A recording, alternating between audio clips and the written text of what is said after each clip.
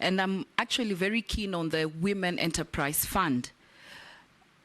When we move the women, and you know, there are rural women who don't even know how to use these gadgets. There are some who don't even have smartphones. But the kind of business that they're doing, huko mashinani, they really need this fund. And as an MP, because we oversight these funds and we are also patrons, we've been giving them a lot of loans.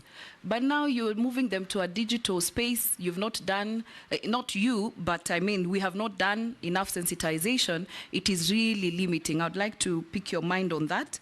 And then there is very little is known about the Micro and Small Enterprise Authority. It's called MSEA, which is domiciled in the ministry headquarters. They have a ready clientele of more than 7 million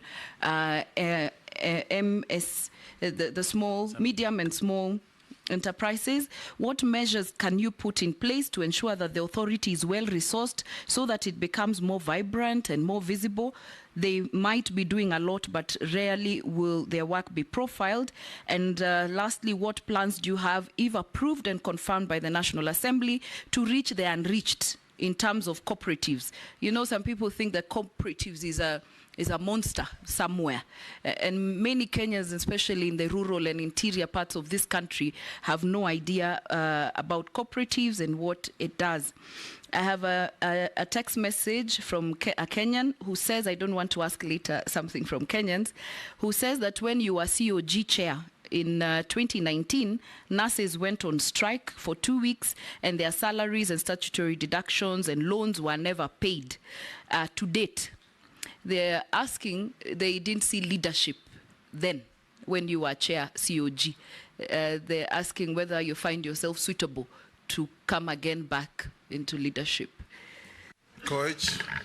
Nominee, mine is straightforward. How will you address the issue of punitive practices by digital lenders towards MSMEs? Considering, Come again. How will you address the issue of punitive practices by digital lenders towards MSMEs, considering that while these lenders provide accessible collateral-free loans, they often charge exorbitant interest rates and lead to debt distress. Number two, on a lighter note, Honorable Speaker, is to commend the nominee for his good taste. Recently, it's been a media sensation, and I applaud his good taste on nice things. Thank you very much. Thank you. You don't have to answer that. Deal with his first question. Yeah. The next member for Singh. Thank you, Mr. Speaker. Honorable Koech should have elaborated what are good things or nice things. Honorable Chair, Speaker, to the nominee, these cooperatives is a very good idea. Of course, it started a long time ago. But these cooperatives are only centered around metropolis or towns or Nairobi, and maybe to few products like milk, little bit milk, but mainly coffee, you know. And the bulk of the population, Honorable Speaker, is in the rural. 70%, 80% of this country is rural. So, Honorable Oparanya, should we get the favor of Parliament, how will these cooperatives, reach our people now where the population is? And number two, and lastly, Hustler Fund. Don't you think, Honorable Oparanya, through the Speaker, is good time to evaluate the distribution of this Hustler Fund, whether they can be linked to M-Pesa services or bank services, so that then when people borrow, it is easier to follow and be able to recover. Thank you, Chair. Gikaria. Honorable Gikaria. Thank you, Chairman. To the nominee, the constituency industrial development centers. These were key elements that were going to boost productivity and employment. A better business environment and enhanced enterprise skills. Given the budget constraints that have hindered the implementation, what measures will you take to ensure that the ICDCs effectively create employment opportunities and support the SMSEs in the constituencies? Thank you, Mr. Chairman. Nominee, you can answer those. Thank you very much, Mr. Chairman, Speaker of the National Assembly.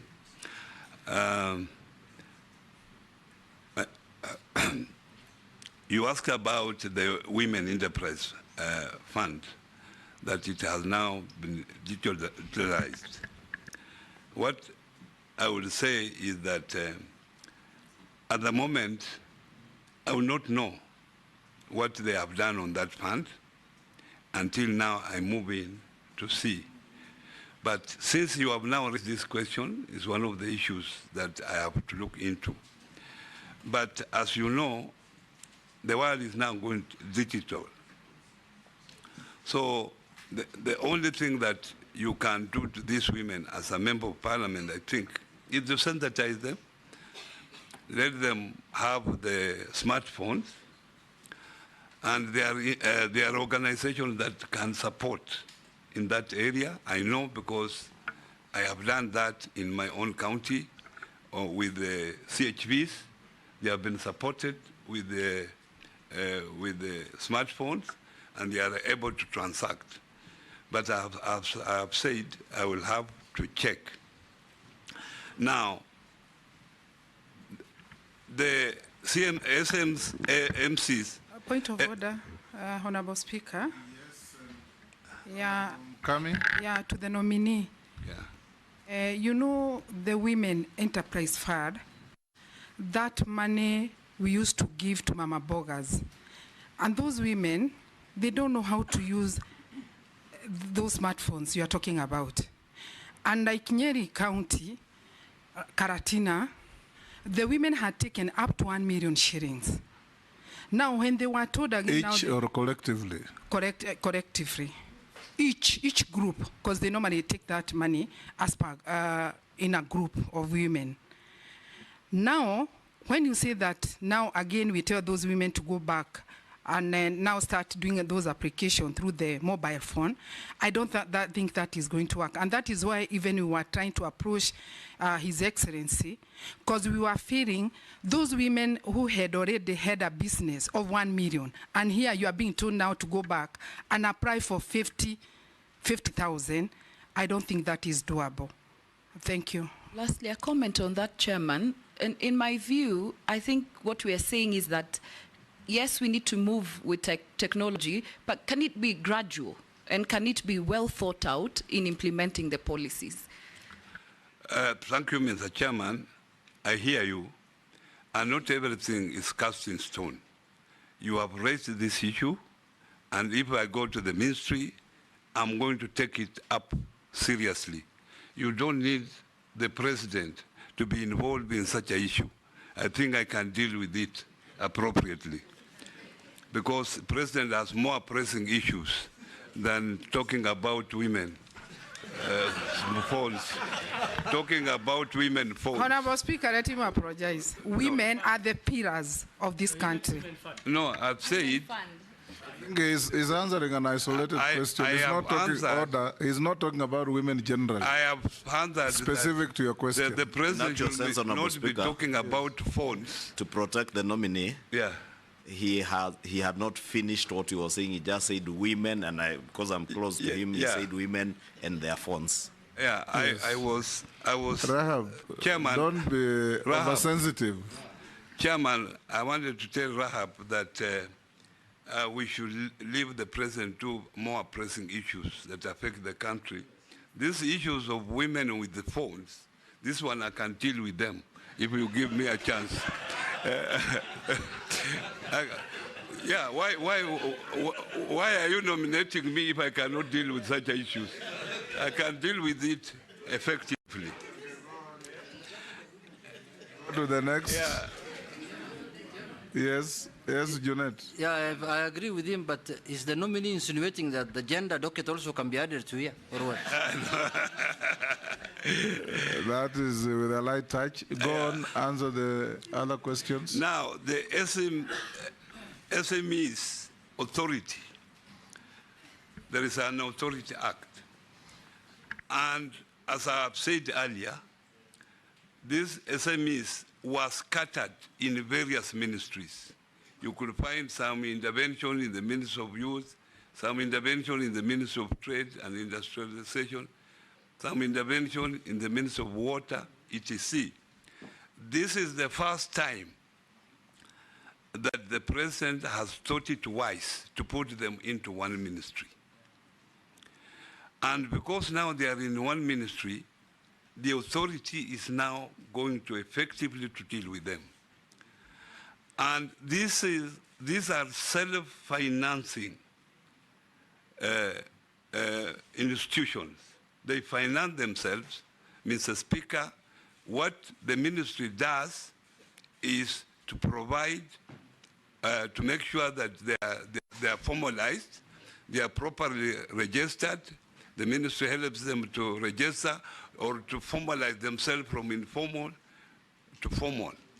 And then to ensure that they get licenses, to train them so that there is financial literacy, they know how to handle finances, but we do not allocate money for them because they are supposed to get money from financial institutions or from the funds that are created, WESO Fund, Women Fund, or the Hustler Fund. In terms of cooperatives, cooperatives is one of the oldest institutions in this country. Cooperatives in this country started in 1908. It started in Lumbwa there, and it was a dairy cooperative which came up to be the present KCC. So cooperatives are also self-financing. They raise money by themselves. What we do, what the ministry does, is to make sure that cooperatives operate transparently, they are accountable to the members, so the ministry oversights them to make sure that those mandates they are formed for are being achieved. That's what it does. We also help them to access cheap funds, either from these other funds that are there, like the Hustler Fund. We help them also provide audit services, but they have had a problem, management problem, and that's why most of them have collapsed. At the moment, we have 30,000 registered cooperatives, but only out of that 30,000, only 10,000 are active. And at the moment, Mr. Chairman, to show that this particular sector is very important for this country, they have those 30,000 that are there registered, they have an asset base of 1.7 billion Kenya shillings, which is nearly a half of the Kenyan budget. And from there, from that amount, they have been able to lend out to members 1.1 billion. And from that money, they have been able to save 1 billion, which is 30% of the total things in this country. So this movement of cooperatives is very important, and I will encourage members of parliament who are here that this is a time, if you give me a chance to serve in this ministry, I must involve you so that we are able to register more people in the cooperative, because this is the only way that will save this country. And that's why now cooperatives have become a pillar for micro and small enterprises. The cooperative is the base, and the SMEs are the pillar, because the SMEs are able to borrow from cooperatives for their, either if they are person for their personal development or for the development of the SME in question. Issues of punitive lenders as raised by Honorable Koech, this is known, it is there, and this is one of the factors that have made most of the cooperative collapse, because they access very expensive loans. They are not able to service those loans. Majority of them have collapsed because of the loans and because of course, mismanagement. And that's why the ministry is taking precautions to ensure that these cooperatives now come together and form a central liquidity facility where they all put their money, and if they want to borrow, then they will go and borrow in that central liquidity. Isn't that why facility. the cooperative bank was set up? Yes. No, cooperative bank operates as a commercial bank at the moment. Why cooperative bank is owned by the cooperative movement, 65% of the shares, but it operates under the Banking Act. It operates under the Banking Act. So it is not treated as a cooperative as such. So it is out of that. But Chairman, because it is owned by the cooperative, it supports cooperative movements on many other issues. Now, Honorable Singh raised the issue of cooperatives are only in towns. I can assure you that cooperatives are everywhere. Now, you have to, actually cooperative, even the mamambokas come together, the table banking, that is part of actually cooperation. That is what graduates to be a big cooperative. But that kind of collaboration, whether in whichever village, and you will find this cooperation is everywhere, even in small villages.